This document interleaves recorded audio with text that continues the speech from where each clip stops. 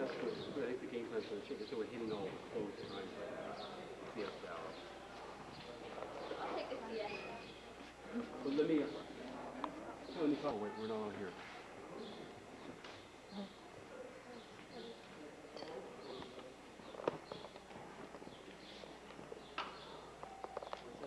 Everybody's taking CS right now.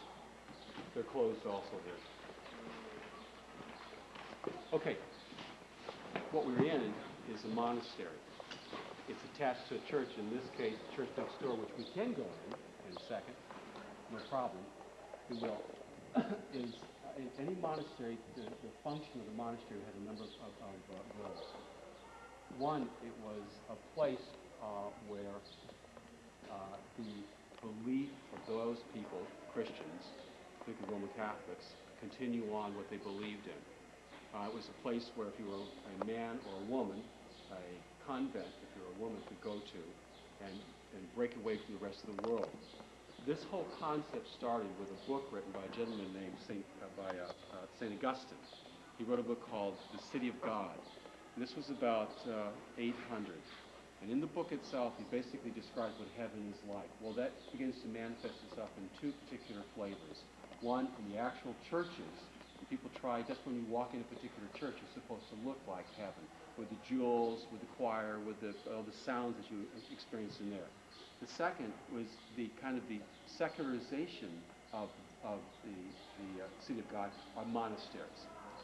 First point, in a monastery, one of the goals is to pray a lot. And then the design of this area here, this is called a cloister. You realize once it's inside, look how peaceful it is. Yeah, I just want to kind of sit back and relax. It's just how beautiful this is designed for. I'm going to come back and talk about archetype in a second. They're like with a wooden top and a wooden back you sit in. It's something like you might see at a camp or something.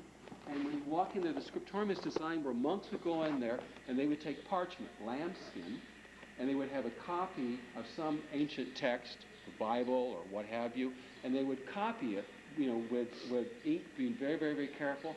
Sometimes, at times, they would do illuminated manuscripts, which they would do. One whole page would be just one letter drawn beautifully. The Book of Kells is very famous for this. And it would be just, it's illuminated. It's just absolutely beautiful. Interesting enough, one of the things that they had to be responsible to do is that when they were writing the name of God, Yahweh, Jehovah, what have you, when they were writing that name, they had to take a breath. And if they're on the last name, they said, and finally Yahweh left town, or what have you, Yahweh left town, is if they took a breath, if they sneezed, or they raised their finger, or they messed up something, the whole page had to be destroyed and had to be all over again. That's pretty stiff writing, if you think about it. Because at that time, there's no printing press.